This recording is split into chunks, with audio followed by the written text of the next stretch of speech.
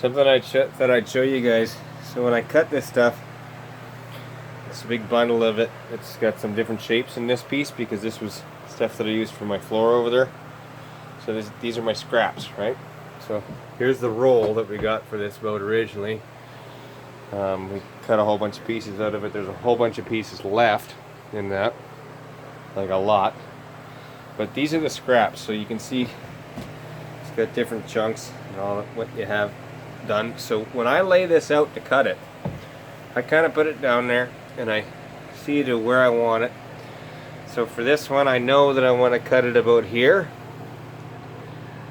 So we got like a 2-inch overlap, and this is why I waited. This is why I went to a buddy's house, so that I could do this and cut these pieces without this being tacky. If this was tacky, it would come apart and you'd pull this cloth off and it'd be stuck everywhere. The threads would run everywhere. As soon as you got a running thread, you end up with this. See that? I had to fight that out of the roller earlier. Not cool because that'll create air and it pulls everything everywhere.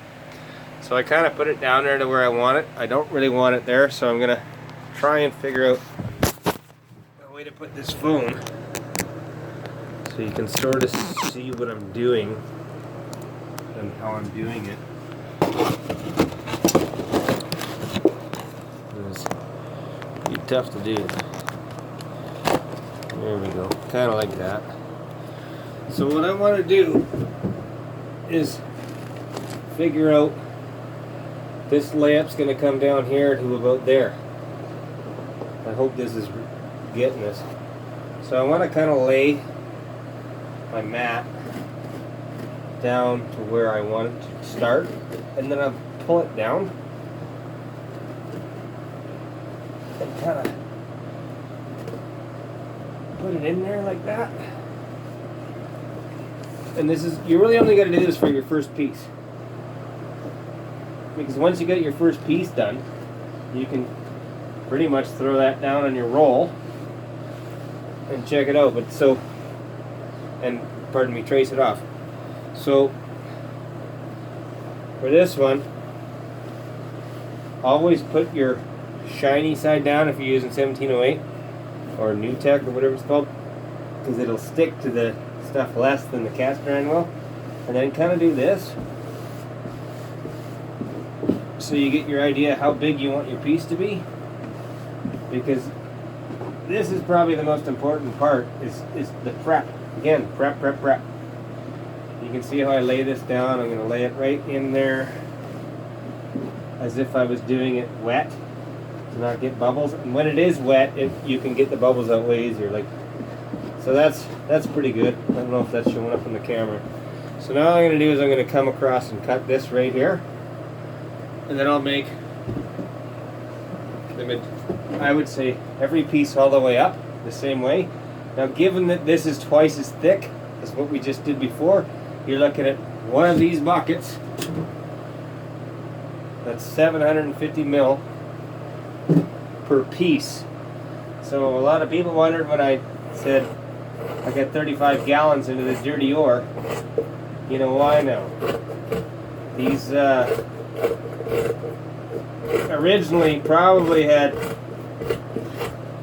half that in the layup of the stringers. So you know instantly you're getting a bulletproof boat. There's, again, no point in doing this if you're going to half-ass it. If you're going to half-ass it, just spend the $5 grand and go buy another piece of shit boat, because that's what you're going to build if you don't do it proper. So you see I lay it all out. That's one piece. I'll guarantee you that's a liter of resin, and so on and so forth as you go up. So now the trick is here is the next layup will go across here. Another one. Up to there. So this one's going to be hard because we got two radiuses. We got one here, one here. So we'll start in the bottom, get this laying totally flat, and all these